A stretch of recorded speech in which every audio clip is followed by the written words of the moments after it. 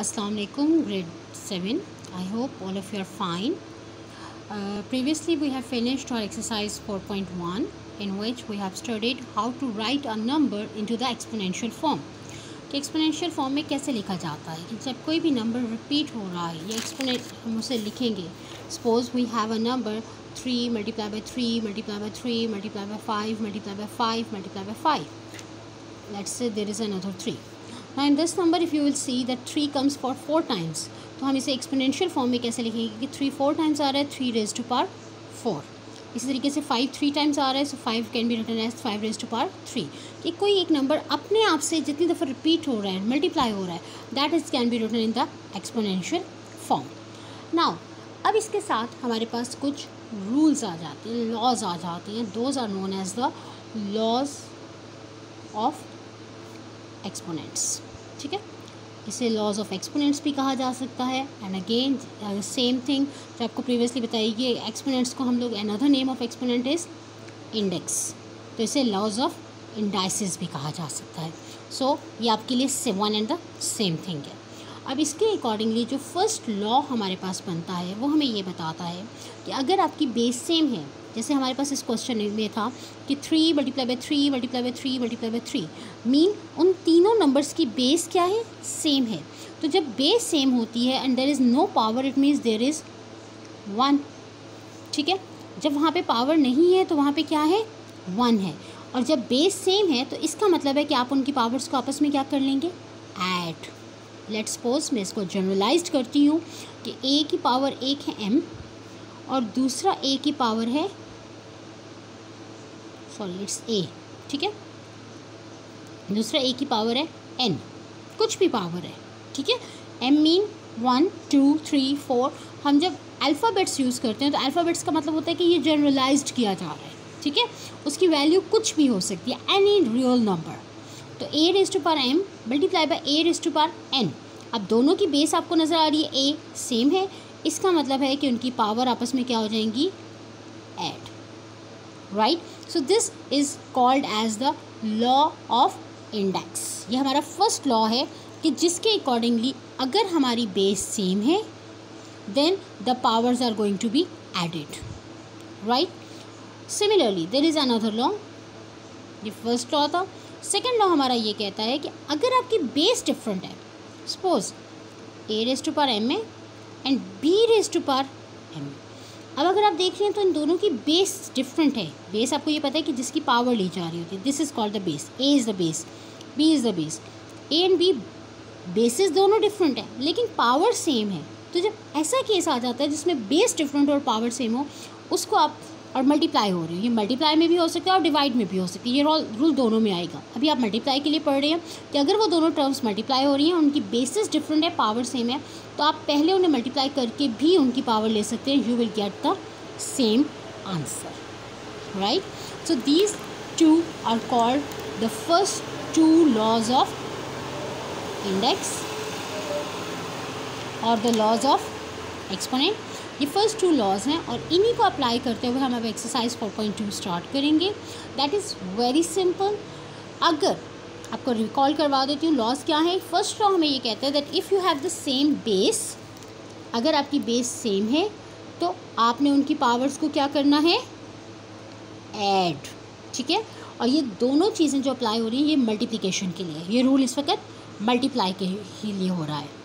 तो मल्टीप्लिकेशन में अगर बेसिस सेम है तो पावर्स होंगी ऐड, और मल्टीप्लिकेशन में अगर बेसिस डिफरेंट है और पावर्स डिफरेंट सेम है तो आप पहले मल्टीप्लाई करके भी उसकी पावर ले सकते हैं. सपोज हमारा फर्स्ट पार्ट यहाँ पे दिया हुआ है that you have -4 raise to power 5 multiply by -4 raise to power 6. अब आप इसे सॉल्व करना चाहते हैं तो इसको सॉल्व करने के लिए आप सबसे पहले क्या करेंगे, क्योंकि आपको नज़र आ रहा है कि दोनों की बेस क्या है, -4. ठीक है, ब्रैकेट में दिया हुआ है तो इसका मतलब है कि बेस हमारी क्या है, -4. जब बेस सेम है तो हम उसे सिंपली लिख सकते हैं कि -4 रेज़ टू पावर, पावर्स आप उनकी ऐड कर लेंगे, 5 + 6. 5 + 6 कितना होता है, that you have -4 raise to power 11. अब आप इसके बाद इसे सिंप्लीफाइड करेंगे by multiplying 11 times 4 -4. So I hope this method is clear to you. इसी तरीके से अगर मैं एक और पार्ट आपके लिए सॉल्व करती हूँ, let us say we have, this is your third part in which you have 2/7 raised to power 3 multiplied by 2/7 raised to power 2. Again for this question you will see that both are having the same base. जब same base है it's mean आप उसे simplify करेंगे, same base एक time लिखी जाएगी. And why I am using the bracket over here, because it means that this power is of 2 as well as of 7. तो हमें इसलिए ब्रैकेट को बहुत ध्यान से यूज़ करना है. अगर हम ब्रैकेट रिमूव कर देंगे तो उसका मीनिंग टोटली चेंज हो जाता है. सो 2/7 raised to power 3 plus 2 and that will gives you the answer 2/7 raised to power 3 plus 2 is 5. So I hope this first law is very much clear to you. इसमें अब आपके लिए ज़्यादा problem नहीं होगी. सो जहाँ पे भी आपके पास बेस सेम आएगी आप उसमें उनकी पावर्स को ऐड करके आंसर अपना लिख लेंगे. ओके इसी के रिगार्डिंग हमारे पास नेक्स्ट क्वेश्चन जो आ रहा है, क्वेश्चन पार्ट 4, वो भी सेम है. पार्ट 5 ऑनवर्ड जो है वो हमारे पास सेकंड रूल को अप्लाई कर रहे हैं, जिसके अकॉर्डिंगली हमें कहा जा रहा है, I am going to solve the 6th part for you, that you have 2/5 raised to power 3 multiplied by 5/7 raised to power 3. Okay अब इस पार्ट में अगर आप देखते हैं तो इसमें आपको बेसिस सेम नज़र नहीं आ रही. This is 2/5 and this is 5/7. दोनों की बेस सेम नहीं है. लेकिन अगर इस पार्ट में आप देख रहे हैं तो इसमें आपके पास पावर सेम है, राइट. इससे प्रीवियस क्वेश्चंस में आपके पास बेस सेम थी और इस क्वेश्चन में आपके पास पावर सेम है. तो जैसे ही आपकी पावर सेम आती है, पावर सेम होने का मतलब ये है कि अब आप उनके पहले आप प्रोडक्ट लेंगे 2/5 multiplied by 5/7 and whole raised to power 3. ये पहले आप प्रोडक्ट लेके फिर उनकी पावर ली जाएगी. और इसको आप थोड़ा सिंप्लीफाई अगर हो रहा है तो आप सिंप्लीफाई भी कर लें. 5 और 5 से कैंसिल हो जाएगा.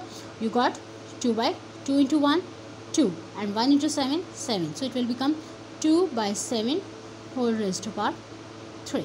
So this is your answer and I hope this question number 1 is now clear to you, so you can do it easily this question on your copies.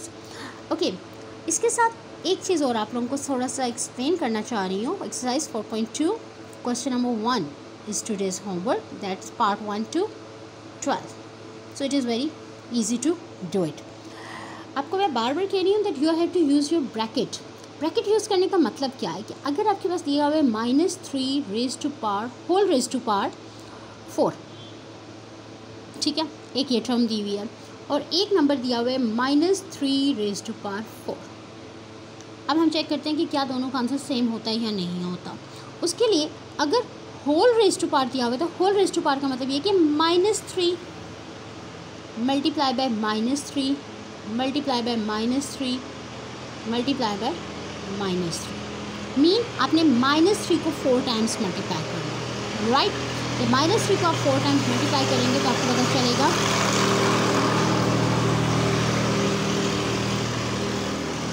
That minus into minus plus, plus into minus minus, minus into minus plus. So you got plus, और अब 3 को multiply करेंगे, 3 3 से 9, 9 से 27, 27 से 81. So it will become -3 whole raise to power 4 is equal to +81.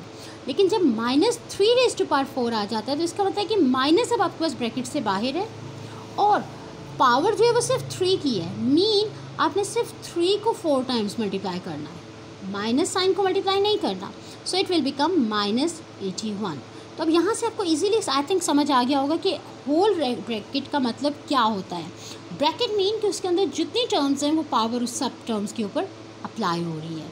So I hope this question is clear to you. So today's homework is you have to complete exercise 4.2 question 1 to 12 parts.